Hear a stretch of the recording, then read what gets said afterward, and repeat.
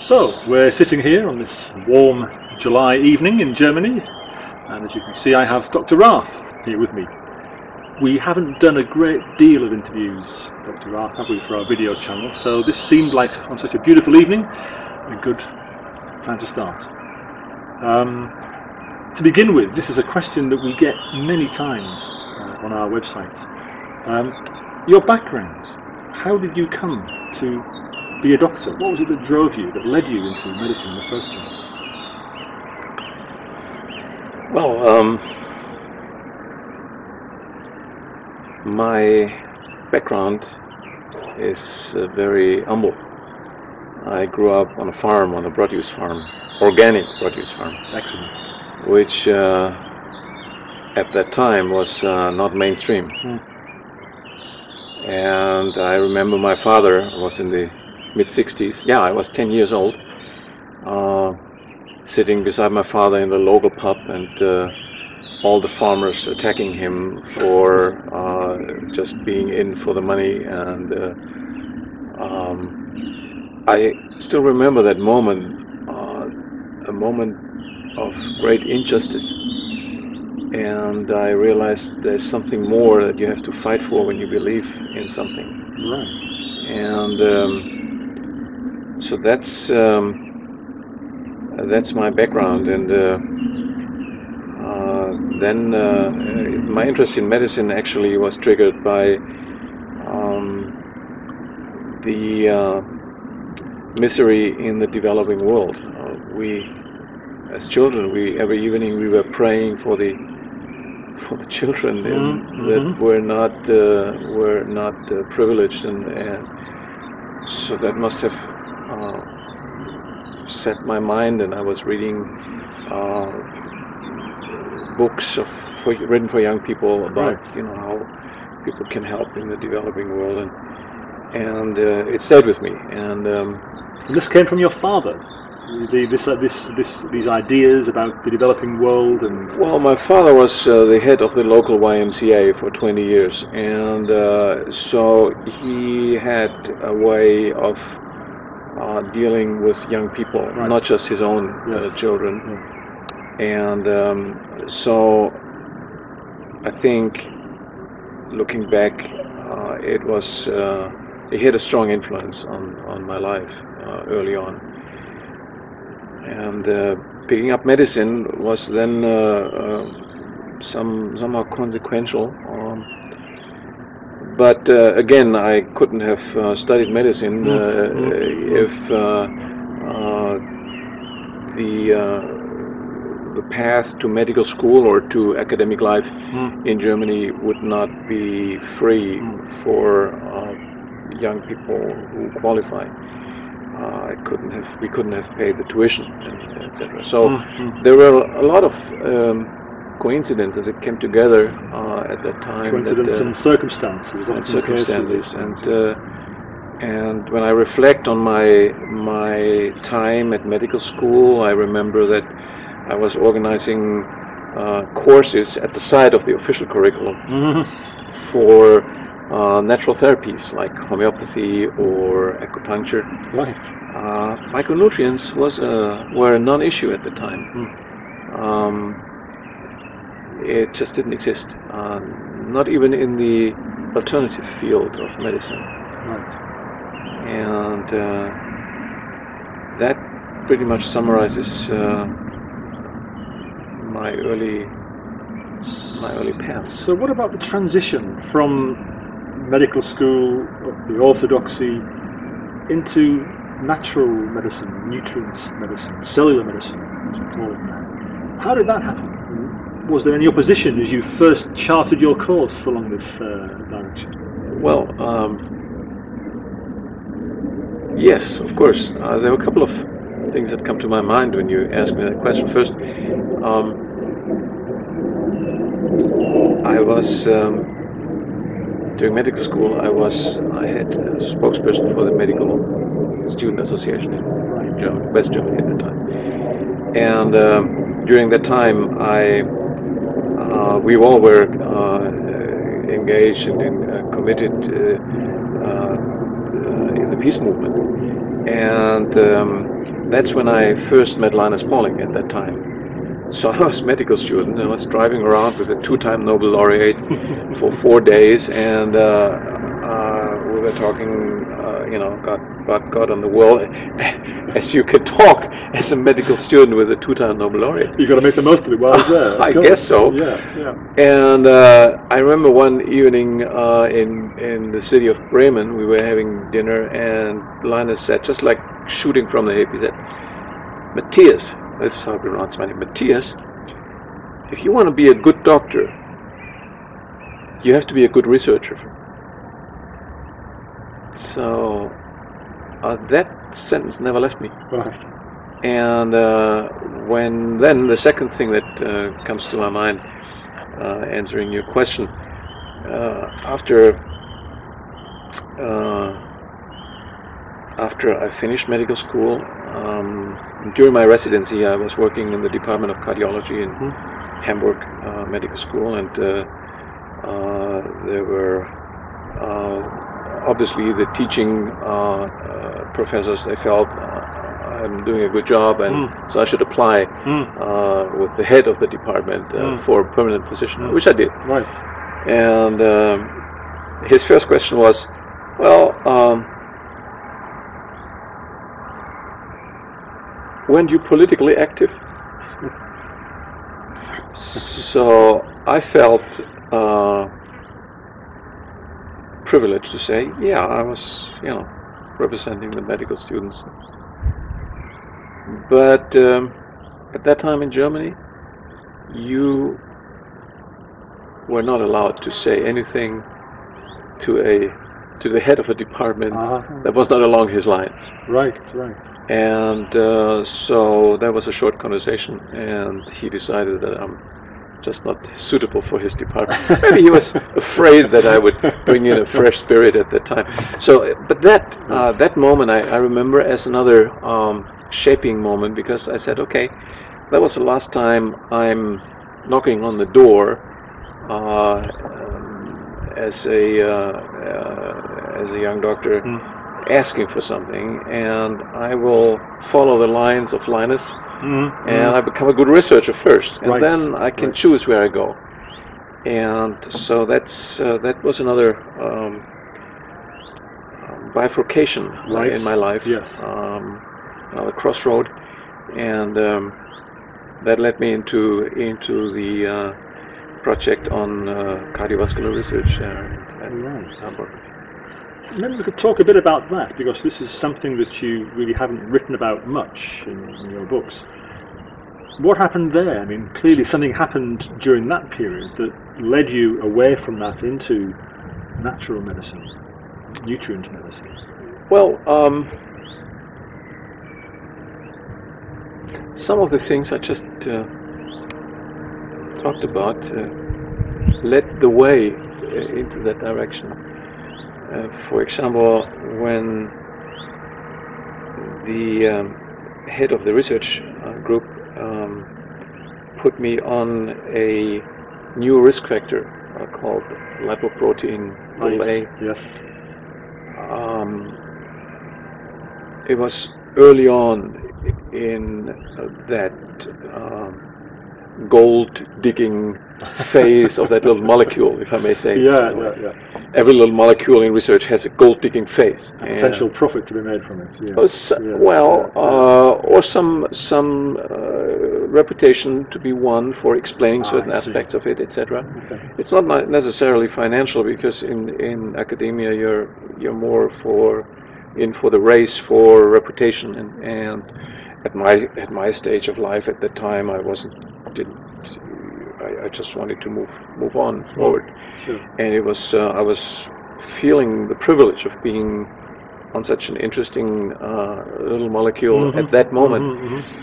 And but there was something about this molecule that had escaped other researchers' attention, and that was the fact that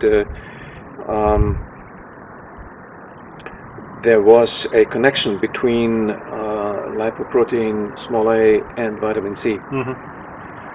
What they didn't know at the time was that this molecule was found in humans and subhuman primates, chimpanzees, orangutan, etc.,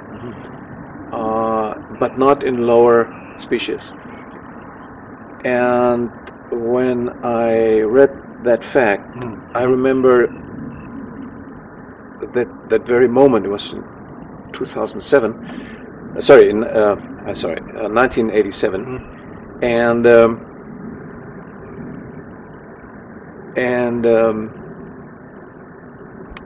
I recall from the book I had read from Linus on vitamins that wait a minute, isn't this exactly opposite like the vitamin C metabolism? Animals produce their own vitamin C, and they don't produce this risk factor, and humans cannot produce vitamin C, and suddenly they have this risk factor, which is or still is the leading risk factor circulating in the bloodstream across the board. And it was that year that I did my first experiments on trying, incubate the lipoprotein A molecule with vitamin C, etc. But it was like picking up a lead and trying to follow and see where it goes. Like Sherlock Holmes almost. A little bit.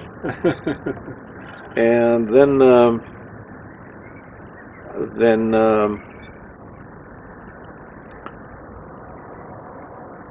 the idea never left me, and I remember even speaking to a Nobel Laureate on that from Dallas, who had one of the two who had won the Nobel Prize on the low-density lipoprotein receptor, another aspect of atherosclerosis.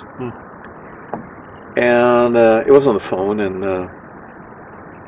he just hung up on me. He said, I don't remember the detailed conversation, but I still remember that he said this is just a coincidence. He didn't want to be bothered by some crazy thought. And, crazy young kid. And that too. And and that was the beginning of that path that should change my life. And then, of course, after that, you eventually wound up working with Linus. What was that like? Well, to start with,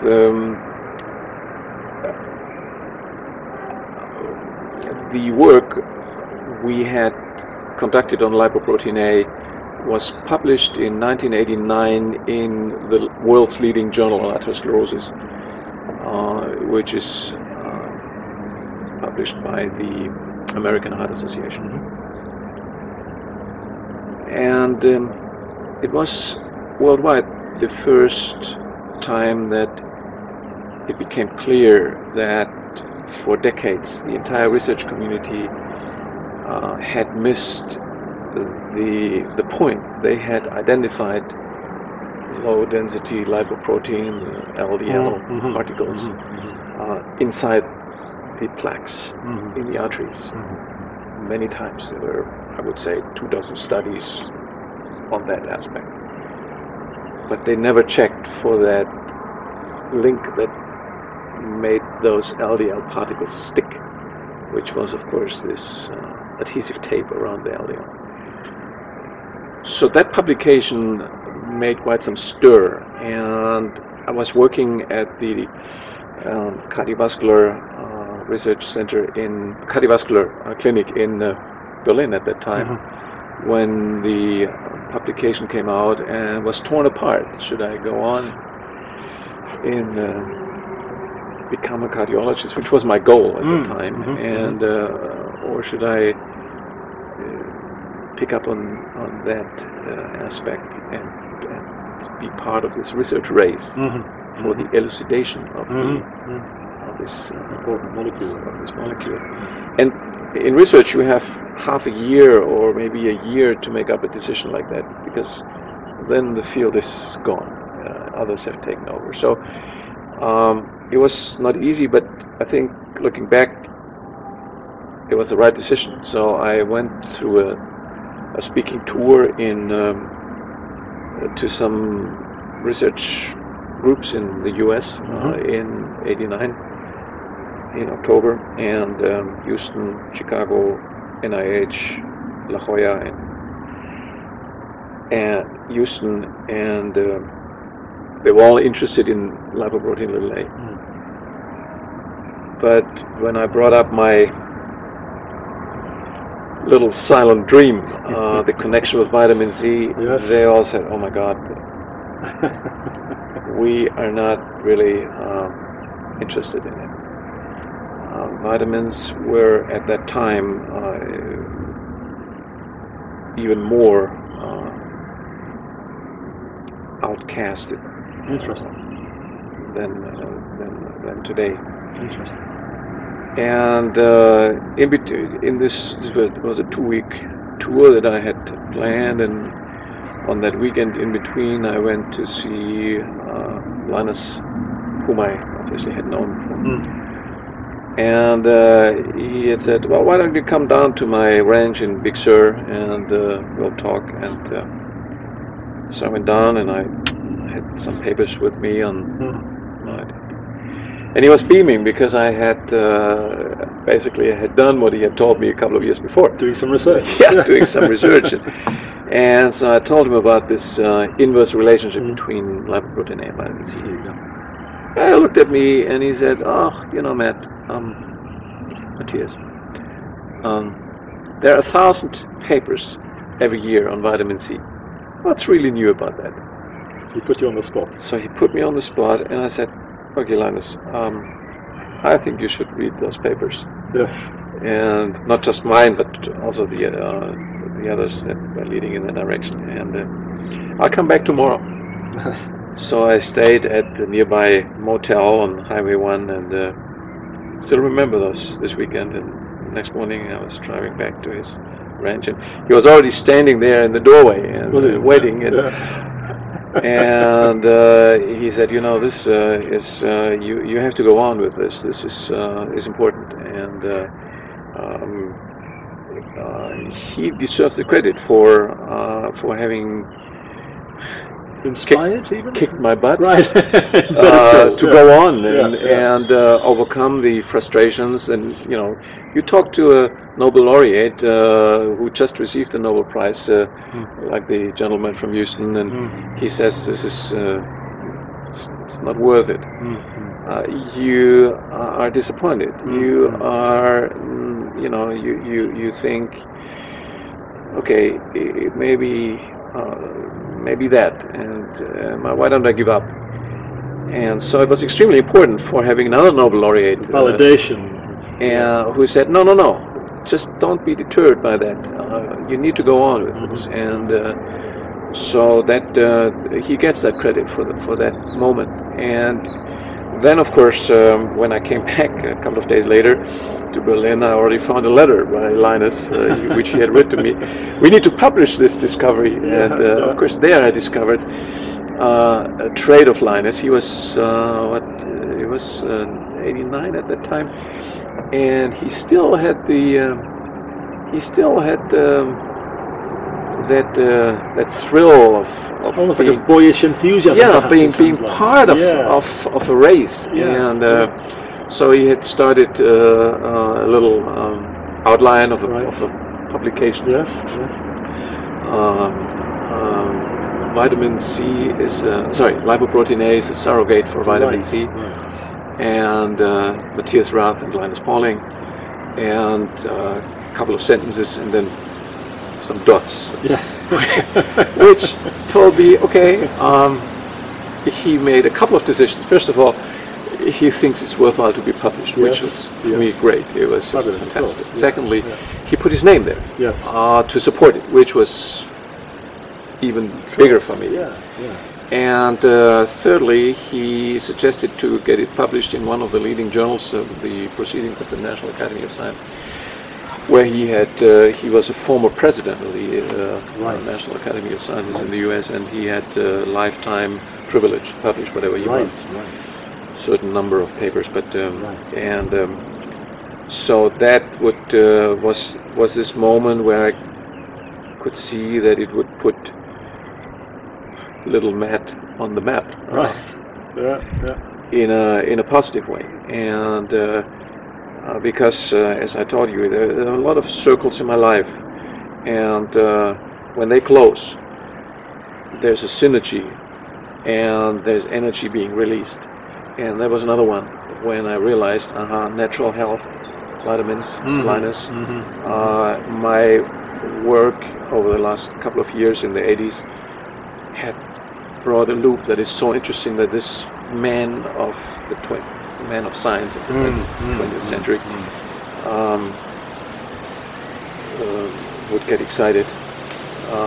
I felt that this was a very satisfying moment for me. Yeah. And of course, later his secretary told me that he was writing quite a bit about how happy he is that I joined him, and right. Yes. And he told me a year later, he told me that this discovery will later be seen as one of the most important, perhaps the most important discovery in medicine in the 20th century. Sorry, in the second half of the 20th century. Right, yes. Little connotation. Of course, in the first part of the 20th century, he made his main discoveries. Yes. So he wouldn't want to miss those. No. But it was a big statement for a man like that. Sure. And then, of course, in 1992, July, himself and Linus announced the call to eradicate heart disease.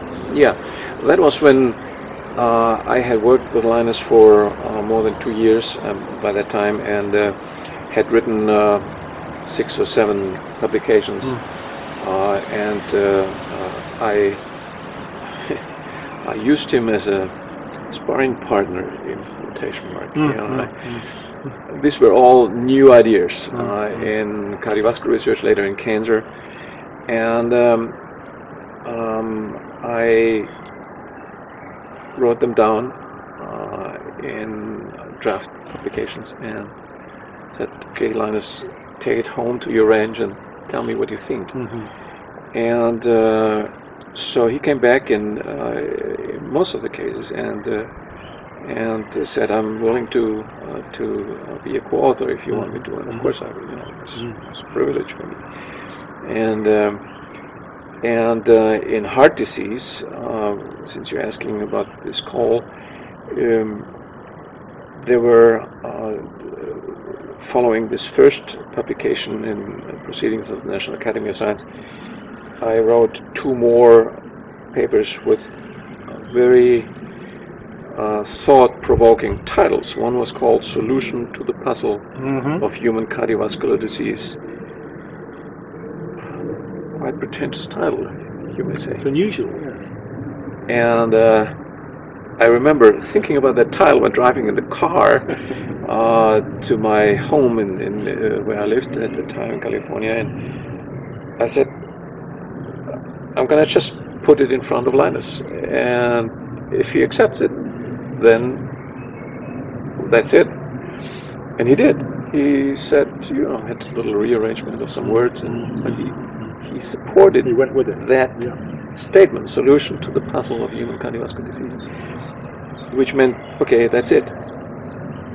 And at that time, you have to recall, it was the heyday of the early years of cholesterol-lowering drugs. The statins had just been becoming mainstream, and everyone was just on that horse, and it was clear that it would be a multi-billion-dollar industry. And here we go and say, well, you can forget about this whole thing, and this is it.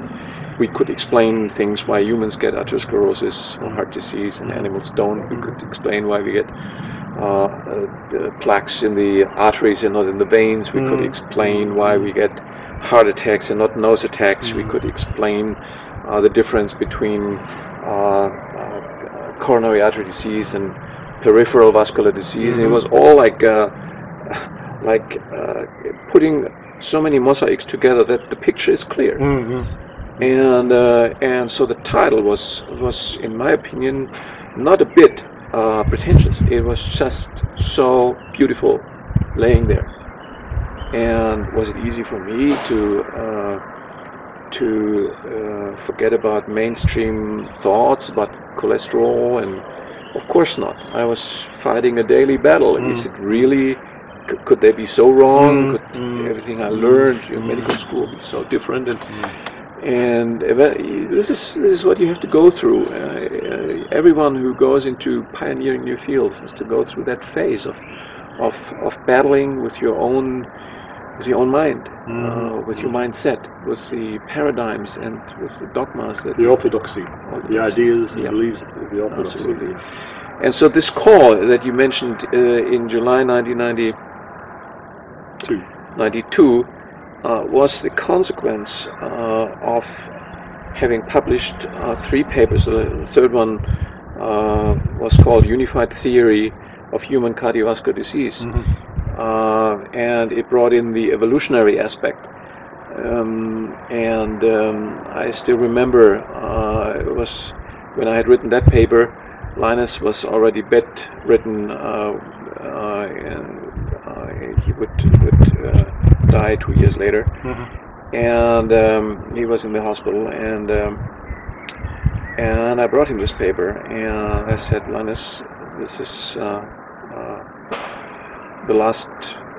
This completes the picture with the thought that cardiovascular diseases are not a killer number one among Homo sapiens without a reason.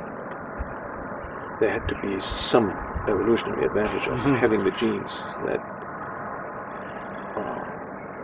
create plaques in the arteries, and of course it was the threat of scurvy during human evolution. Being unable to synthesize vitamin C, it was a constant threat of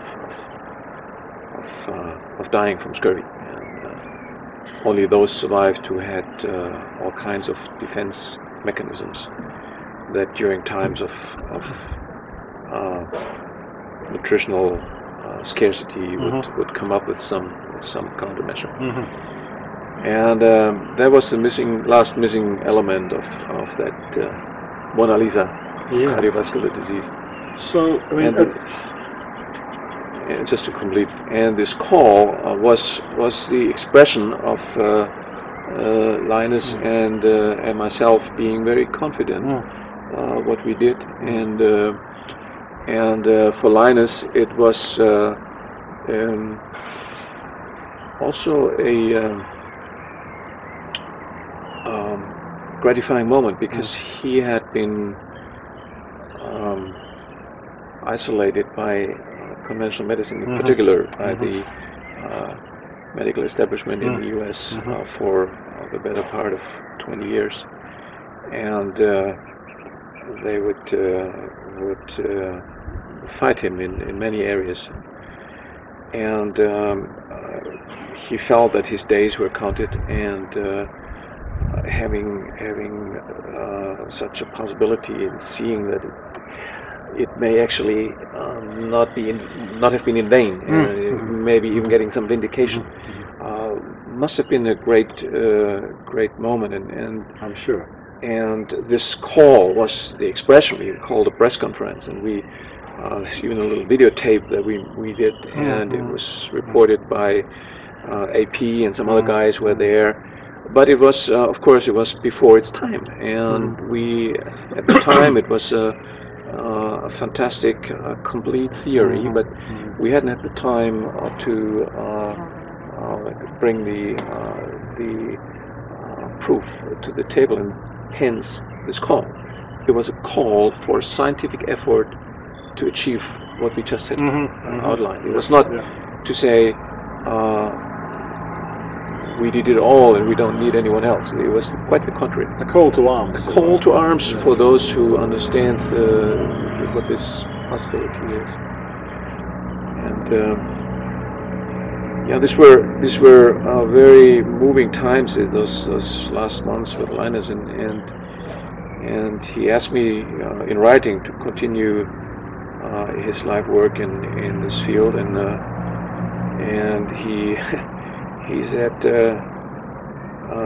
you know, Matthias, I don't have anyone else at my institute who could do that. Right. And he was lying in his bed at the time, and I said, Linus, you don't have anyone in the world who could do that.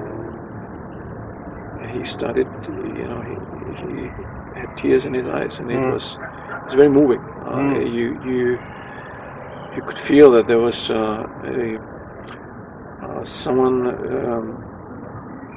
who had seen the century, who had fought great battles, not just in science but also in politics, the battle for a nuclear arms ban and stopping the atmospheric nuclear tests, and having his passport taken away from him, and being in front of the McCarthy Senate committee, and all those battles that he had been fighting for, and he said to me also in another conversation, he said, Matthias, the more I observe you, the more I see myself at your age. Interesting. And from that, I got a lot of encouragement from this man to go on, and that not just in science, it was the battle for humanitarian values on a larger scale. I mean, it's clear, just from what you're saying there, that he was a massive influence on you, but also a teacher in a way. You, I guess, must have learned through watching him how he dealt with different situations, perhaps, just based on what you said. Yes. He could be very entertaining. He was a funny chap. You are out for dinner, and he would just entertain a whole group of people with little jokes and stories. But he was still ambitious at age 90, and I remember when I talked with him about evolutionary aspects, he said to me, Matthias, this has all been solved. I solved it. And my peers from the Caltech Institute in Pasadena, which was one of the leading institutions where he had worked, they agreed with me. So what he didn't say is, who are you, to touch evolution, which is like the Valhalla of science. You have to have a gray beard and basically be on your last stretch in your career when you are allowed to talk about evolution. So, but it was it was inspirational to work with him, and there was a lot of congruency. One day he took me outside of his ranch in Big Sur, and he said, well, Matthias, maybe we could build another house here. And I didn't pay much attention to that sentence. I thought, okay, he's thinking about his children or so. Right. It was only later on that I realized that he was talking about you. Well, he was a lonesome man, because he didn't really have much support for the far-sighted concepts that he had in his mind about nutrition and the value for health. And one of the last conversations I had with him was, he said how grateful he is that I came, and I said, Linus, you had been buried alive by the people around you, and he nodded.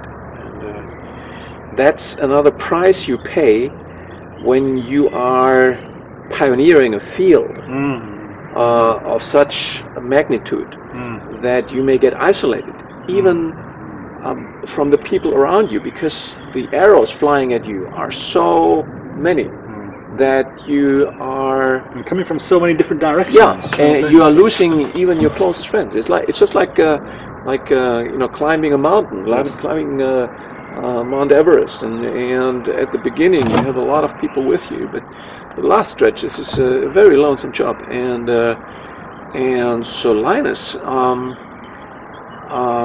for all the things that historians will write about him, gets the credit of having upheld the flag during those difficult times. He didn't carry the flag through the finishing line, but I hope he looks down on us and listens to this conversation and nods and says, well, at least I passed on the relay in time, so that it goes on. And the same now, we're quarter of a century later, and you, Paul, are around me for 10 years, and I hope that I can be that inspiration to younger people who come to us, even younger than you, and all those, of course, who are listening to this videotape. That's the essence of a good fight, a fight for a good cause. That you are not just doing it for yourself. You have to have a vision. You have to have a little fun in fighting the battle. But above all, it's not about yourself. It is about the future of this planet and of mankind, and of all of you who watch this now, and whom I'm looking now deliberately in your eyes. It's about you, and so I would like to see this conversation that we have in that light, in that context. Yes. It's perhaps a good time. We've talked quite a bit now about cardiovascular disease and the early work with Linus. Maybe we should just move across for a few minutes to the area of cancer, because this being the biggest killer in mankind.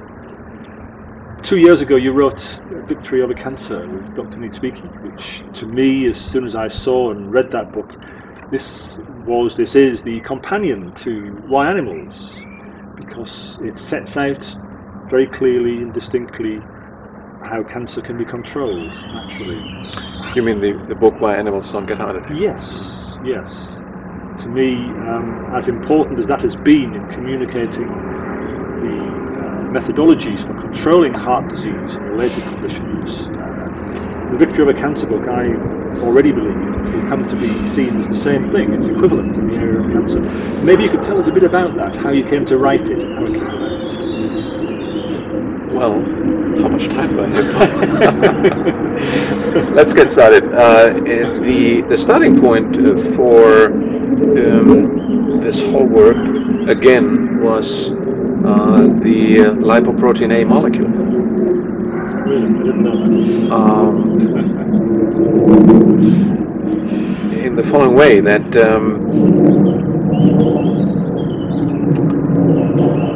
the core answer to the question, how come that there is a molecule that suddenly pops up in our species and not in other species, almost becomes the hallmark, metabolic hallmark of Homo sapiens, or at least one important hallmark. Right.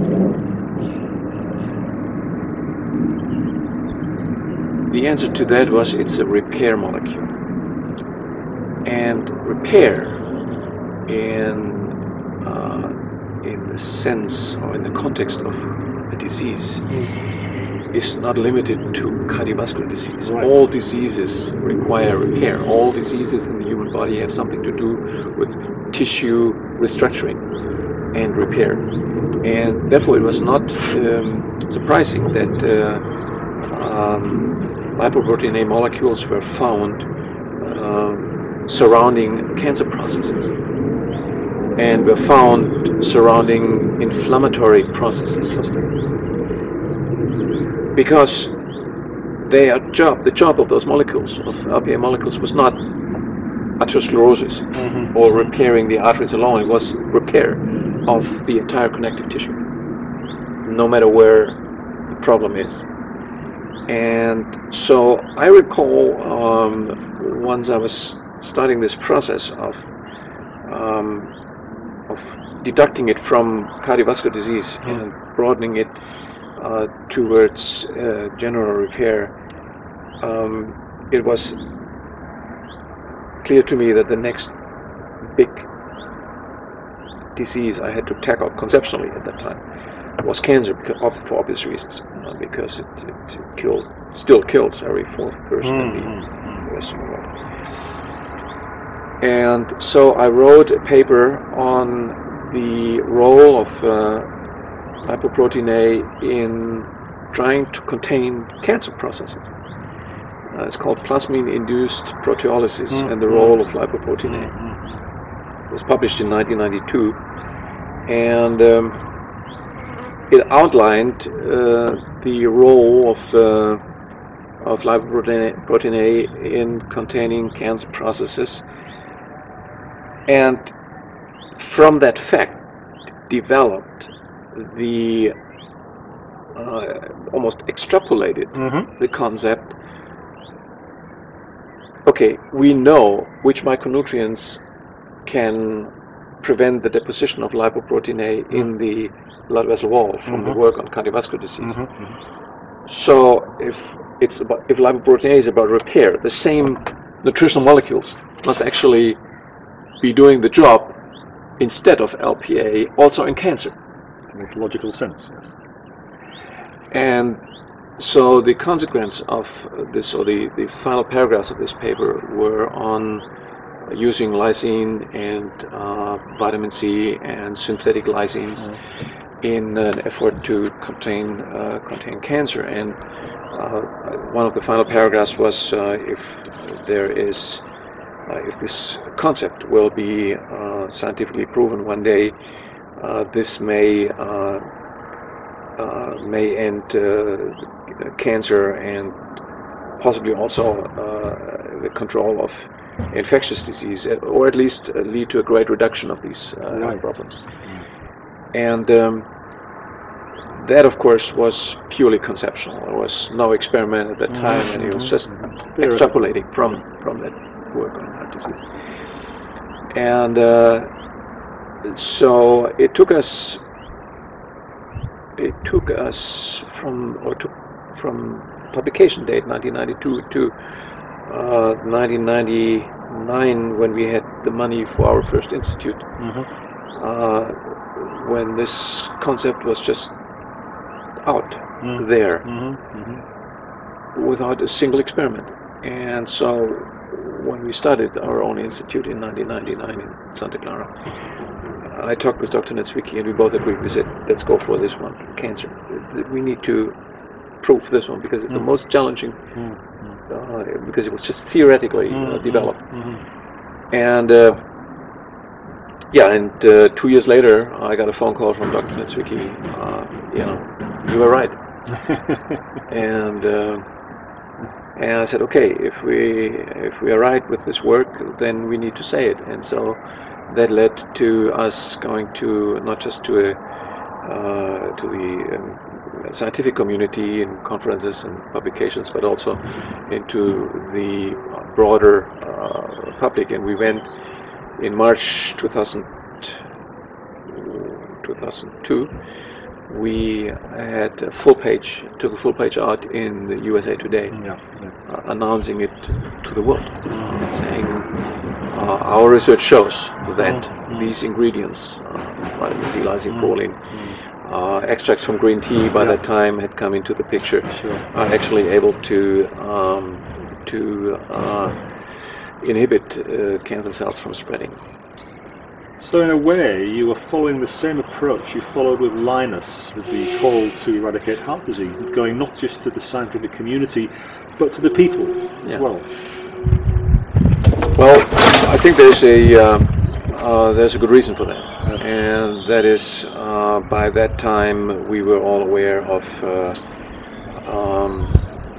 medicine not being an independent playing field. I had already during the times when I worked with Linus, we had thought, how could we maximize the speed at which this knowledge is being brought to the service of the people. And I went to Basel, to Hoffmann-La Roche, the largest manufacturer of vitamin C at that time, and they said, fantastic work, but we're not interested to be your partner, because we would compete with ourselves. We have statins in the pipeline. And so I realized that I was naive, thinking that it is the science that drives the pharmaceutical business. It is the business that drives it, not the science. And they also, the second argument why they did pick it, they said, well, we understand that this would mean that the artery wall is the focus and not cholesterol that circuits in the bloodstream, and we as a company are not willing to pay what they called the perception change that has to precede the marketing. Right.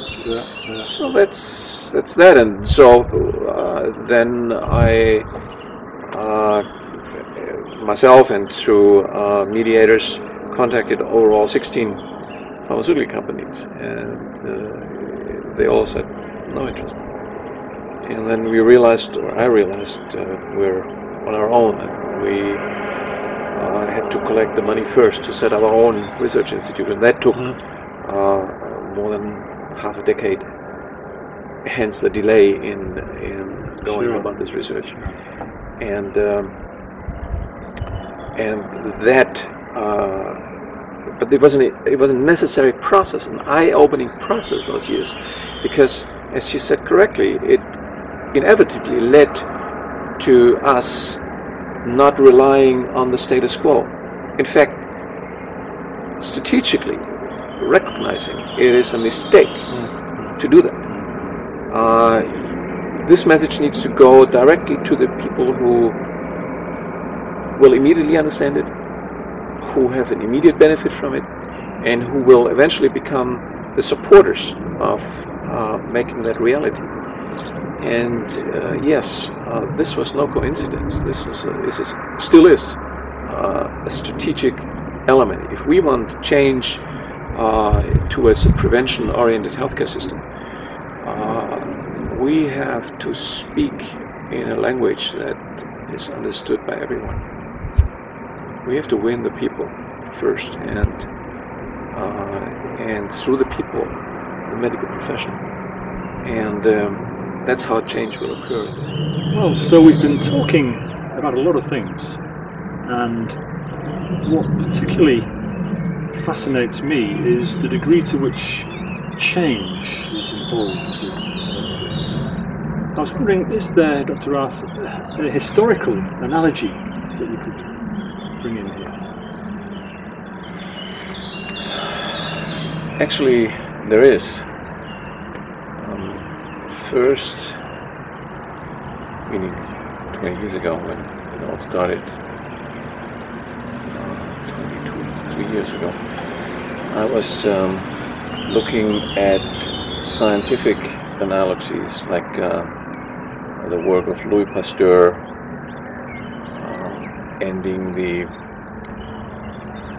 era where infectious diseases were thought to be a curse of heaven, by identifying microorganisms as a true cause, and being chastised for it, ignored, ridiculed for just about 25 years, until he vaccinated a young 10-year-old boy against rabies. And that was the moment when everything fell apart from the status quo then. But still, with 25 years of unnecessary suffering of millions of people from diseases that could obviously be controlled. Then another obvious thought that crossed my mind at the time was the analogy, is the Earth circling the Sun, or is the Sun circling the Earth? In particular, as it relates to the the paradigm battle between, is it cholesterol, is it something that is floating in the bloodstream, or is it the stability of the artery wall that needs to be our focus of attention if we want to control cardiovascular disease? And then I came to realize there is, while there are obvious analogies, the magnitude of the problem of heart disease today is such that it affects every human life. For sure.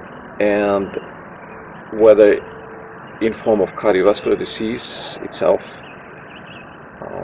heart attacks, strokes, or shortening the life because of the gradual clogging of arteries and thereby shortening lifespan of just about everyone.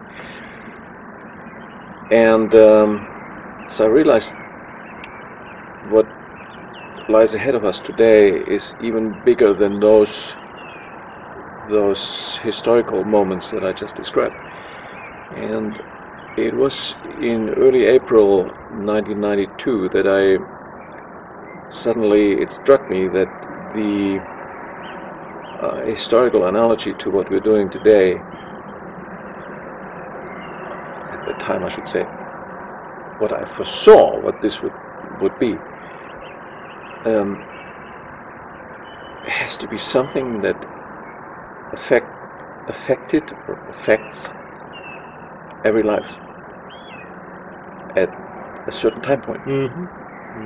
And that was the moment when it struck me that the historical parallel to what we are doing today is the turn from medieval times to modern times with the invention of the printing press. Right. So we call medieval times the Dark Ages not for nothing.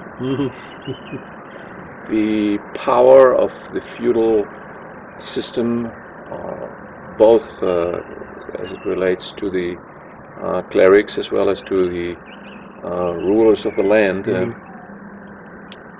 was based on the illiteracy of the people, the ignorance. Keeping them illiterate was the precondition for the feudal system, for the medieval power structure on, at least in this part of the world. And that changed with the invention of the printing press. Suddenly books did no longer have to be copied by hand, and Latin books were transcribed into the spoken languages, English, German, other languages, were multiplied in a way that can only be described as an explosion. Did the status quo like that? Of course not. We know that they destroyed the printing presses, tried to prevent the change because they didn't want to share. I guess power. they saw what was coming. They saw it coming, and they knew knowledge is power, and they didn't want to share that power with the people. Did the people bother what the status quo thought? They didn't. Some of them had to pay the price of life for this liberation battle, but in the end there was no army that could stop it. People wanted to be human beings. They didn't want to be just animals on two legs, of course, without the ability to participate in what we know today as human life. And so, in a summary, the analogy to this process that we are involved in, that we are privileged to ferment, in many cases to lead, is the turn from medieval times to modern times. The ability for people to liberate themselves intellectually by learning to read and write, the explosion of knowledge by releasing the intellectual potential, not just of a few privileged, but of entire nations, of millions of people. And at that time, 500 years ago, it was the liberation of the mind. Today we have the liberation of the body, the understanding that diseases are not just a curse of heaven, but they start, most of the diseases we know today start at the level of cells, because the status quo does not reveal, does not want people to know that cells need food. A very basic thought. And that's our liberating moment. We say everyone can take charge of his or her health with that little piece of knowledge. Hence also this term cellular health or cellular medicine. It is that moment of liberation that is in these concepts that will bring about the change at our time. So 500 years ago, liberation of the human mind. Today, liberation of the human body towards health, or should we say liberation from the scourge of diseases that we know today are likely preventable. Well, you're from Great Britain, Paul, and that's a very good example. Your rulers at the time, they had a little feud with the Pope, and so they said, okay, we want our people to pick up this new knowledge, and we want to educate them, and we want to unleash the power of our people, and without really knowing it at the time, what they did is they were creating the precondition for an unprecedented rise in economic, political, scientific power of this little island. Tiny little island. To the extent that 2 centuries later they controlled half this planet. It's astonishing. And the precondition for this largely unexplained explosion on that little part of our planet to be able to control such huge territory as almost without parallel. I think it is without parallel. That has to do with the release of human potential. And why is that important? It is important because we need to look into the future from now on. Where is this taking us? And as tough as this battle is, and as tough as the attacks are on all of us and by the status quo, the arrows they're shooting at us, and we know that if the time comes that everything we have been working for the last 2 decades is being accepted, and this time is essentially beginning now, we will see a similar unleashing of potential, of human potential, a similar democratization of society by people participating in that central sector of health, characterized also by a humongous release of financial resources. Absolutely. If you look at the status quo right now, it holds entire societies hostage through one sector, through controlling healthcare and draining societies through that one sector. And if people at large understand that trick by the pharmaceutical investment business and, of course, the financial circles behind it, they will no longer play that game, and they will say, well, wait a minute, this is a dead-end road, and we want to change the course. Okay. And so it also means that from the field of science, from the field of health,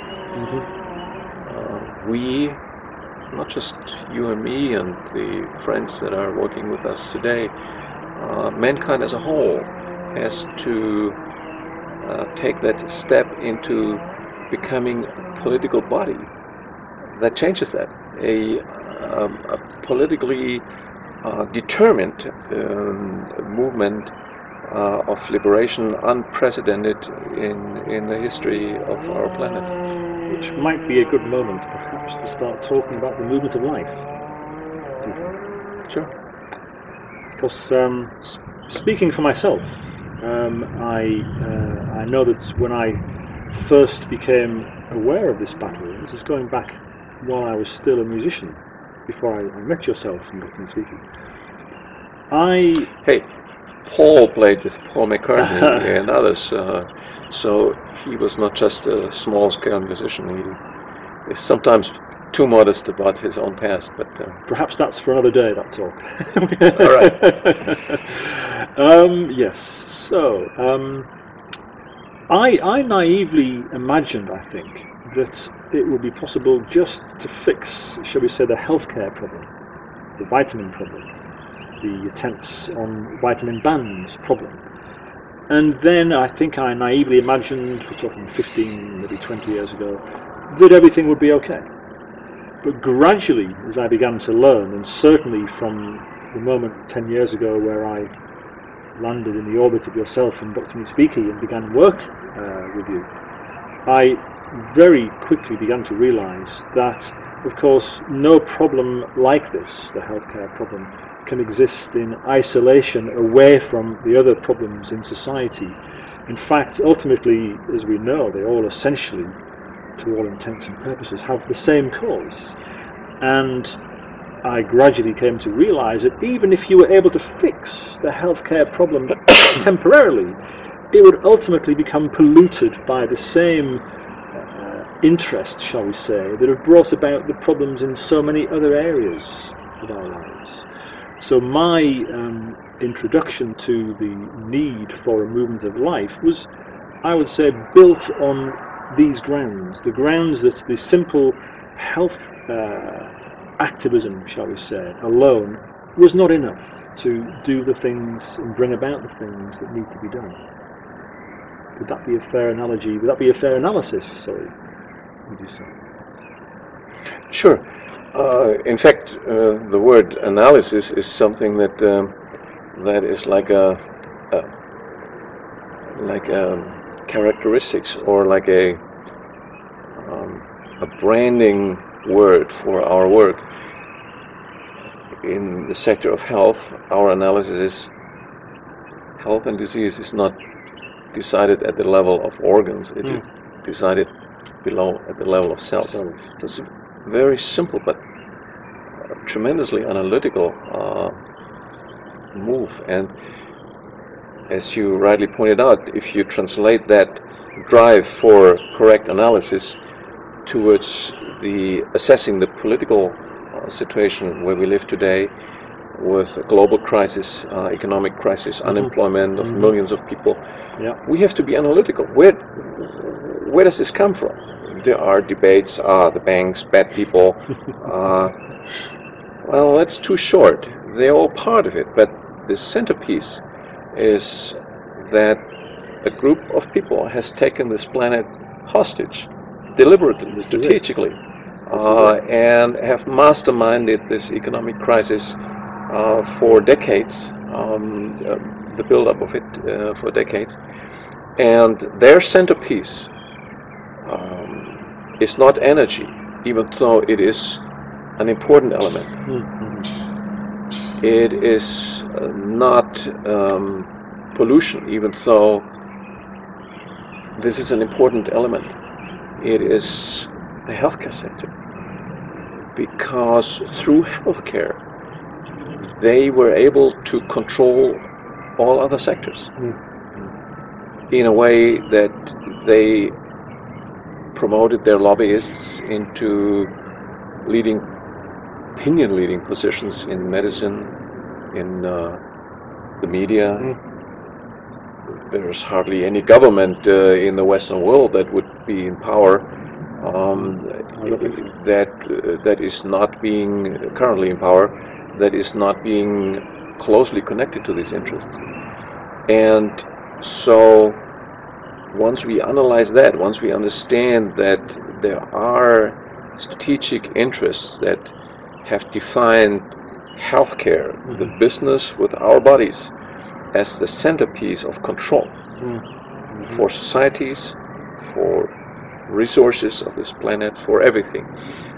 At that moment, you need to take the next step and say, yes, that is deeply political. And therefore, that analysis of healthcare being so tremendously important for the status quo immediately leads us to say, okay, now we got that. Now what to do about it? And that certainly was an important maybe the contributing factor to the launch of the movement of life. Perhaps since we lost August Kowalczyk last year, maybe it might be right at this moment to say a few words about him and things that he believed in, went through and talked about. Not least of which, of course, was being a co-author of our book on the Nazi roots of the Brussels EU. He's been, I know he's a very good friend to you, Dr. Rath. Maybe you could start sort of from that, how August became involved with the movement of life and how this came about. Yes, I think we should do that. And let's first talk about August, who he is and how we got to know him. August Kowalczyk was one of the few survivors of the Auschwitz concentration camp that are still alive at our time. And he managed to escape at age 19 or 20 from the concentration camp of Auschwitz. They were haunted, and he was one of a handful of people who actually managed to escape the concentration camp of Auschwitz. And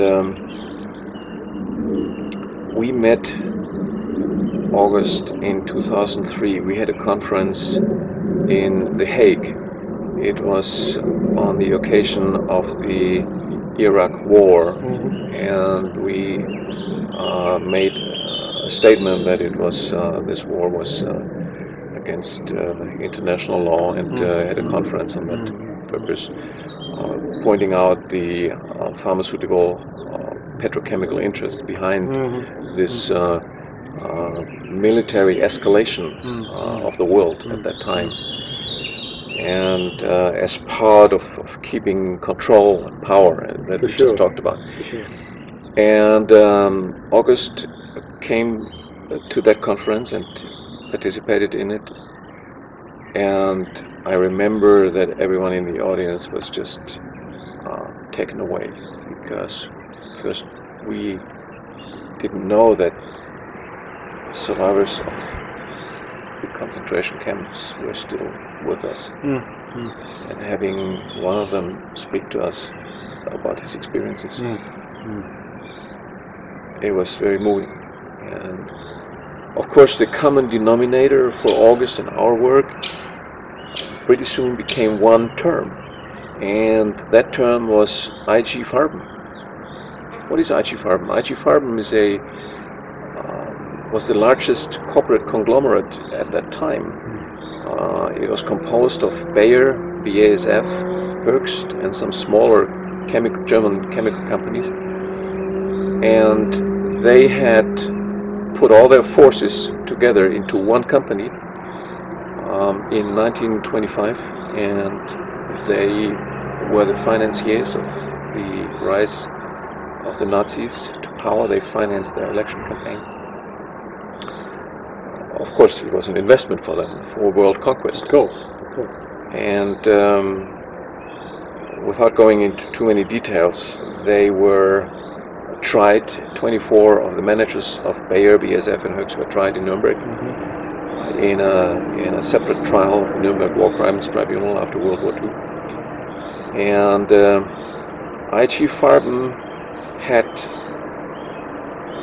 decided to build its largest corporate plant outside wartime Germany in the small Polish city of Auschwitz. So the reason why Auschwitz today is as what we know it to be was not a racial decision. It was a corporate decision of a large chemical, pharmaceutical conglomerate, petrochemical conglomerate, and the concentration camp was initially a forced labor camp for IG Auschwitz. It became, through that collaboration, was built into a mass extermination camp because so many people were just worked to death in the construction of this camp that they had to build the crematorium and a way to solve this problem of where to bring those people that had served as slave laborers. And August Kowalczyk worked at the construction site of IG Auschwitz, the 100% subsidiary of IG Farben, Bayer, BASF. He worked there every morning in wooden clocks and just a little shirt and just pants, summer, winter, rain, shine, and he certainly carried a lot of authority on being a witness of history for what corporate interests are capable to do. And that term, IG Farben, in other words, Bayer, BASF, Höchst, then today became the common denominator for our friendship and for the years that we worked together and talked together. Now, going back to the movement of life, in 2005 we published 40 and later 10,000 pages more, 50,000 altogether, pages of the Nuremberg War Crimes Tribunal against IG Farben online. After 60 years where this material had been hidden away from mankind. Gathering dust, is it? Gathering dust, and you know, imagine how many billions Bayer and BASF must have spent to keep it under the dust. And so we came out with this information. We just shared it to the world, and the survivors of Auschwitz and some other concentration camps, they decided that they should give us what they called the Relay of Life Award in 2007 in November, which was thus far one of the most important honors for the work of our foundation. And on that evening in November 13, 2007, August sat down with Dr. Nitzwicki and myself, and he asked a simple question. He said, "So what are you going to do with this Relay of Life award we gave you?" And I said to him, "August, this is not a gift for us. This is just for our lifetime, something for us to carry and pass it on to the next generation.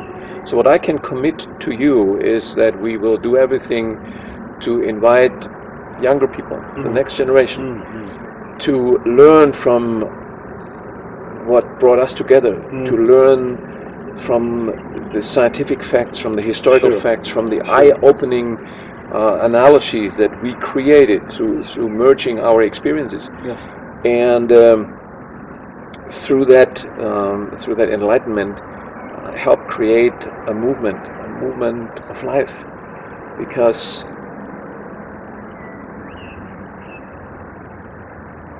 the corporations that affected your life so dramatically and that obstruct the acceptance of our work today are the same.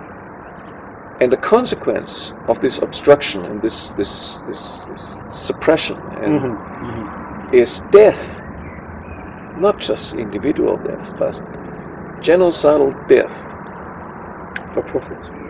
for profit.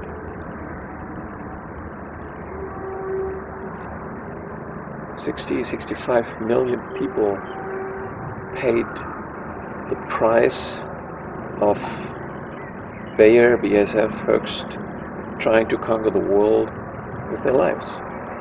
That's World War II. Today, the killing, the dimension of preventable, unnecessary deaths is even bigger. If you imagine every year 16 million people die worldwide of cardiovascular disease, and you extrapolate that for a decade, you have 160 million, and for the last 50 or 60 years, it comes to a billion people or more that pay the price of illiteracy, of being kept stupid about the basic functions of their body with their lives. And that's the message for today. That's the message for the next generation. It's not about Dr. Rath, it's not about Paul, about anybody. It is about us giving our lives to condense this message, pass it on to you, so that you don't have to spend your entire life. You can understand this message in a few hours and take action and change what we were not able to change until now, in a very profound way, in a very principled way, for not just your generation, but for generations to come. That's the transformational time we live in. And movement of life is exactly that. It is a movement carried in particular by young people, and the common denominator is respect for life and the defense of the interests of life towards the interests of disease and death. And we invite you to familiarize yourself more than we can address in this conversation with the goals of what movement of life is. I guess we should probably add as well that for anybody who has difficulty in appreciating the fact that we have essentially been lied to about the Second World War, how it came about and what caused it. The fact that this was essentially an economic war, a war for profit, bears analogy to today, because we see around us today wars being conducted, wars over resources, over oil and energy resources. People today, I guess, are perhaps a bit more familiar with this concept, but the history of the Second World War has been so cleverly either hidden or written, whichever way you want to look at it, that upon first coming across this information that we've been presenting for a few years now, I can quite appreciate that some people are deeply shocked, because it's an attack on their beliefs, their belief systems, the things that they believe, that they understand and have been taught. So, as Dr. Rath said, we have these tens of thousands of original historical documents online on our Profits Over Life website. We would urge everybody to go and look at them. You can download them and study them for yourselves. Because it's important, this is an important part, isn't it, Dr. Rath, of freeing yourself from the dogma that we have all been brought up to believe in so many different areas of our lives, I guess. True, and once you do that, you will realize that it was not just the Second World War. Indeed. Already World War I was launched by the very same corporate interests. At that time, they didn't use the Nazi Party because it didn't exist at that time. Mm-hmm. They commissioned the German Emperor Wilhelm II and said, okay, you conquer the world for us. We supply the war materials. BASF had just gotten a patent on making bombs from air. I mean, imagine. They were able to fixate nitrogen from air, and the result was a bomb. And they got a patent on that in 1910. 4 years later, they were able to supply the war machinery for the world first conquest attempt of the cartel to conquer not just Europe but the world. And Bayer too. Bayer, yes, Bayer, BASF supplied the bombs, the nitrogen or ammonium made from nitrogen as the basis for TNT and other explosives. And Bayer was using its chemical knowledge to produce the first chemical agents, mustard gas, that had never been used before as a war tool. So they enabled the German Reich to lead First World War. And what we need to understand is that the destruction at the end of World War I, 1918, in particular in Europe, was so complete that people were mostly occupied with survival. There were epidemics. There was the so-called Spanish flu. It could have been called the German flu because it was a result of this war that took the lives of another couple of million people just in the aftermath. So people were so occupied with overcoming the hardships of destruction that they forgot to look for the culprits of this war. And the culprits, which are the corporate interests, they said, well, that's exactly what we want. You bother about, and we restructure and make reparations for the next attempt. So that's what they did. And they, ironically, there's so many things we could talk about. There is indeed. But there were really funny ideas they had, in a way, sarcastically, when I'm talking about that, sarcastically funny. They were sending the emperor into exile because they made him the culprit. Yes. So they would be protected from anyone asking the question. It cannot be just a little emperor who was conducting this war. But the organization that they created to have all the expertise of world conquest, whether it's political, military, economic, was harbored in a new organization, which they called the Emperor Wilhelm organization. So the guy was sent in exile, but the conquest plan survived in an organization that carried his name. And one of the guys who had a leading role in the economic field of the Kaiser Wilhelm Gesellschaft, Emperor Wilhelm Society, was Walter Hallstein. And another person was Lise Meitner and Otto Hahn, the guys who, as physicists, developed the nuclear technology. And the head of the Kaiser Wilhelm Gesellschaft that really beats everything was no other than a president of Bayer. So you couldn't make it you up. couldn't make it up.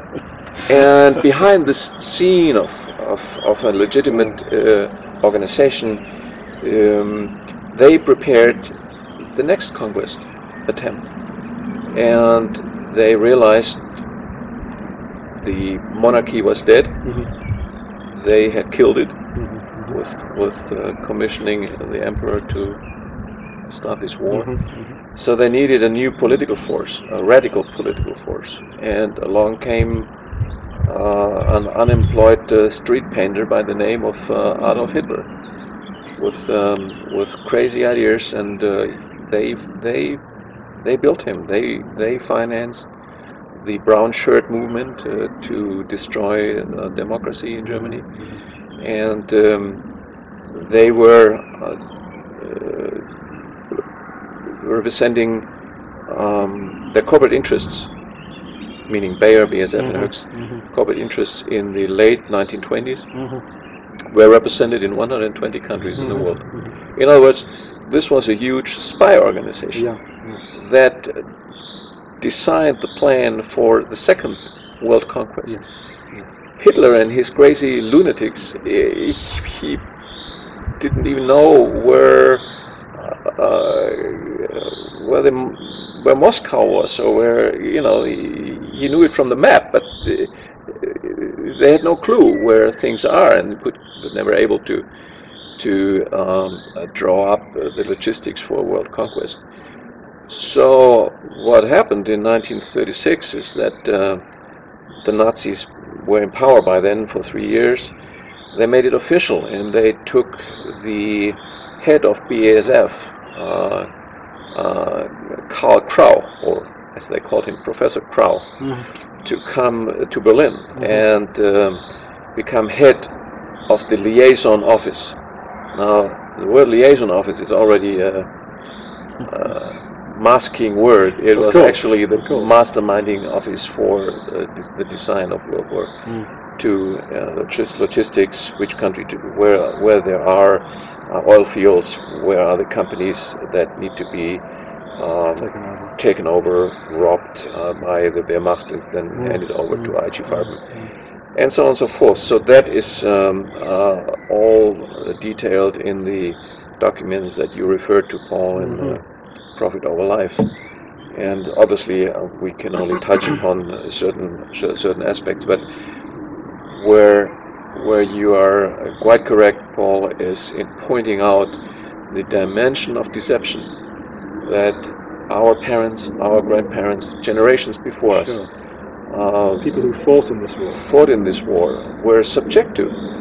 And today again we're faced with the next attempt at world conquest. There's this construct of the Brussels EU that is an undemocratic construct that you cannot vote out of office.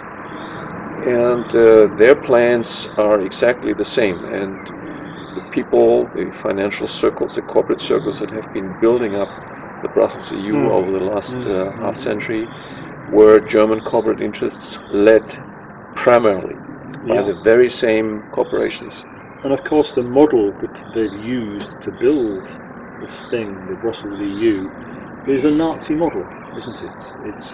It's in the Nazi blueprints. The Arno Scholte book comes to mind here. They talk about the Commission. The Commission is, as we know it today, the European Commission is described in intimate detail, isn't it? This concept of unelected bureaucrats ruling over Europe. That brings us to another point. The history books today, when you're 15, 18 years old, you went through history lessons in school, and certainly you were talking about World War II, and you learned it was basically a racially motivated war of some perverts, Nazis. While that was an aspect, it was the economic incentive for world conquest by the chemical, pharmaceutical, petrochemical industry that was driving that that war. And it is important that we look behind the scenery, that we are able to analyze the past in order to understand the present. If we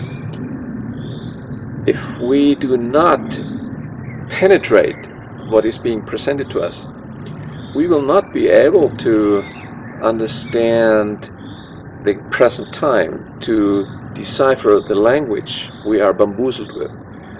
That last year's Nobel Prize was given to the Brussels EU for keeping peace in Europe for 50 years. Well, a closer look shows that the Brussels EU Foundation includes the build-up of a military army to protect the interests of the Brussels EU without any democratic legitimation. And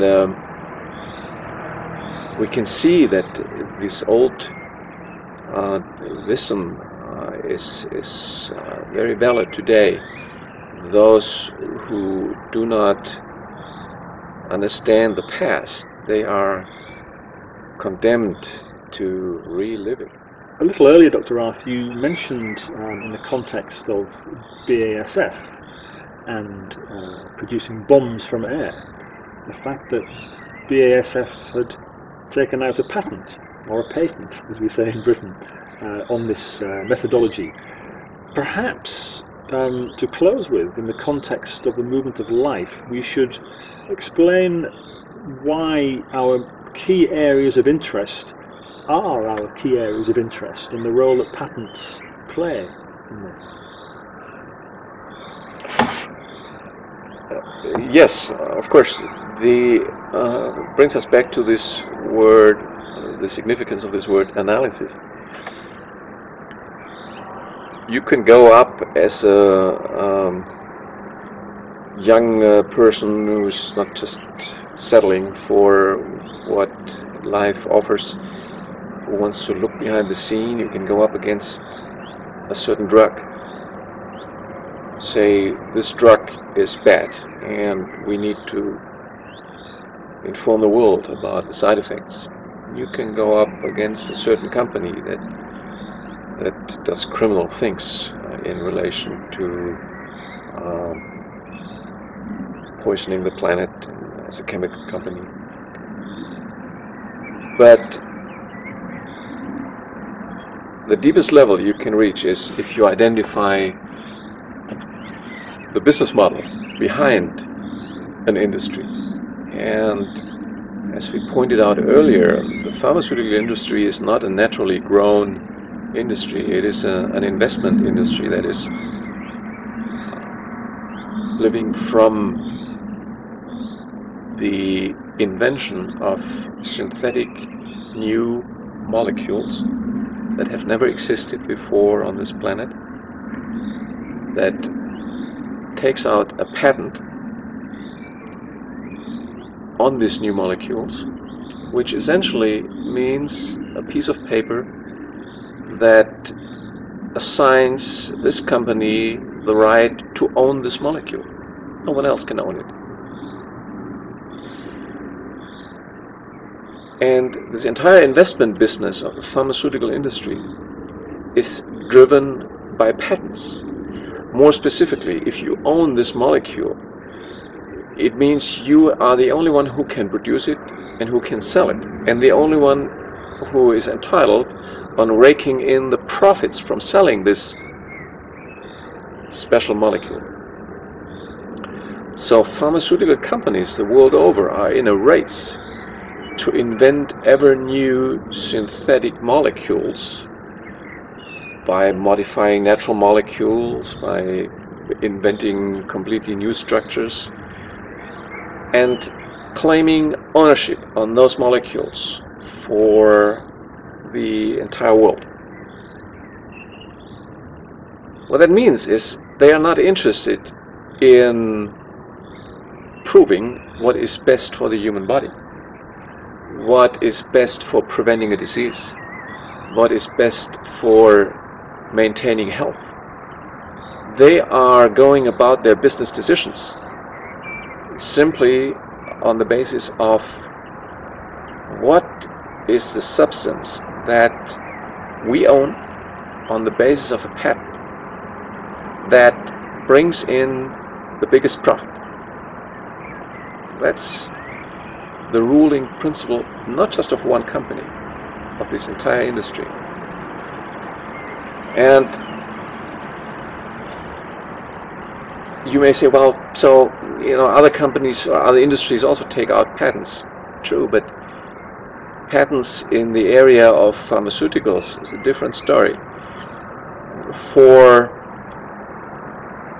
this industry is, by the nature of the game, compelled to invent new molecules that have not existed before, which means when these new molecules are inserted in our bodies, Paul, they are not known by our body, and they're dealt as toxic. So they are, by definition, they are synthetic, or in other words, toxic substances that sooner or later exert their toxicity on the cells of the body. And hence, it is not surprising that more than 40% of the drugs, the pharmaceutical drugs that are currently prescribed to millions of people, paid for by the health insurances, taken by millions of people, are cancerogenic, are known to cause cancer. If you hear that number, you don't believe it, because you think it can't be, because there has to be some regulatory agency preventing that. Yeah. Not so, because it is the business model that allows those companies, or compels these companies, to seek ever new synthetic substances unknown to biological systems like our bodies, toxic to them, hence cancerogenic, causing cancer. That is the underlying law for this business. And once you see that, you understand the necessity for us pointing out not just what's wrong with the pharmaceutical industry, but the principle of patenting life. And so when we were defining the scope of the movement of life, Paul, we took this principle. We said we don't want to be another ideologically motivated movement. We want to be a movement that is driven by correct analysis, scientific, economic, historical, and in the case of patents, also legally analytic. The basis for the power of this entire industry is a piece of paper. Now, while I think the principle of patentability in certain areas may be inspiring the development of research, it certainly has the great disadvantage, the unacceptable disadvantage in the area of health, pharmaceuticals, foods, that is unacceptable for humanity to tolerate further. Because if we are not addressing that problem, that the principle of patentability as the basis of entire industries that affect our lives, if we don't address that, we accept this business model. We accept that diseases made by this business, made by man, epidemic proportional diseases, or diseases in epidemic proportions. The side effects of pharmaceutical drugs is the third leading cause of death in the Western world. We accept that that continues, and it's unacceptable.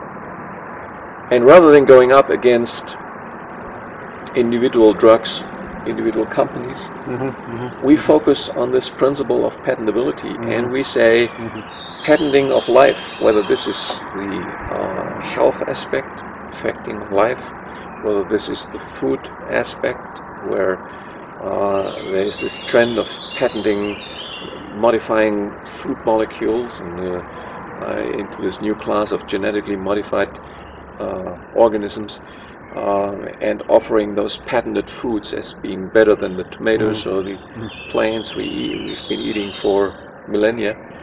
or whether it's the patenting of genes for the development of organs or new organisms in total, all of that is against our interests as human beings. It is an infringement of the most basic human rights, and Movement of Life is picking up on that and say all those areas need to be brought to a level of awareness that it hasn't reached until now. The patenting of food is an interesting one, because I still feel that many people are unaware of the real reason why the companies producing these genetically modified seeds and foods are doing this. They're doing this because the principle that Dr. Rath described earlier about the patenting of unnatural synthetic molecules for drugs also applies to seeds. These companies manipulate the genetic material contained in seeds such that they produce something that didn't exist in nature before, and they can patent it. They own this. So this is the real reason why these companies are so desperate to put these foods onto our dinner plates. It's because they own them. They control them. They can't control natural organic foods that exist in nature. They didn't invent those, but they can say that they took out patents on these modifications of seeds that didn't previously exist in nature. And this is why they're doing this. Of course, the Terminator genes come in so that they control the seed business. But maybe more we should address that in a separate I think so. treehouse talk. I think so. But let me ask you a question. You decided to take responsibility in this movement of life, and help to coordinate it, promote it, convey it to the next generation, get young people that are watching us now involved in it. And so let's say I'm 15-year-old and I'm living in Barcelona, and what can I do? Well, the first step is to educate yourself. This is what we've been doing here today, is trying to help this process, to kick-start this process. But after that, it's about educating others. It's not enough to gain education and knowledge for yourself. Once you do that, I feel that we have, it is incumbent on us to share this, what we have learned in these areas of health and food, with others, so that other people can liberate themselves in the same way that we are all doing ourselves. And this is the very basis of the movement of life, a movement of life rather than the principle that has been prevalent for so long amongst the multinational corporations we were talking about, the principle of profit over life, profit before life. For us, it's a movement of life, a movement of the people. This is about the people taking control of their own destiny. If you are 15 years old, in fact my eldest son, Dr. Rath, Luke, who of course you've met, is almost 15, will be 15 in September. My youngest son, Oliver, is 12. So if you are 15, like my boys, this is your future, this is your planet that we are talking about. And if you care about what sort of a world that you're going to be growing up into, get involved with the movement of life, because this is precisely what it's about. And I think it is a very practically oriented movement. We will have this library in those key areas of health. What can I do in Barcelona, in Vladivostok, in Cairo, in Buenos Aires, as a young person? What can I do in a developing country where the resources are scarce, in the areas of health, in the area of energy, in the area of food and agriculture, to lead a better life, to take away the power of the status quo over my life, over my future. Take away the perspectivelessness that these interests are spreading over my generation as a young person, and create alternatives at the level where I'm living, and changing my life now, changing the future of my nation and of generations to come. That's our goal, and we invite you to help us to actually be the driving element in this development by communicating with us, by contributing little movies about what projects you are involved in, school projects, community gardening, school gardening, how you collect water, what plants you grow in order to use the ingredients to fight certain health problems. And this is like a clearinghouse, the Movement of Life website, for taking our lives back, each individual life, back from those interests that have taken them largely away from us over the past century, and that will no doubt complete their game plan if we don't fall in their arms to stop them. So Movement of Life, at least in my heart, is something very positive, something that is so out of the right analysis, so timely, and so infectious, positively infectious, that I'm convinced that it will spread in many countries on all continents, and in the end will make a change for the generations to come. I think, Dr. Rath, that possibly rounds off a good place to finish this treetop talk, treehouse talk. Both is possible. Indeed, indeed. Dr. Rath. It refers to this beautiful landscape in the back, but that we just we enjoy. So, thank you for listening. Visit our website, Dr. Rath Foundation website, our Facebook page, of course. You'll find lots more videos like this on our YouTube channel. Bye for now. Bye-bye.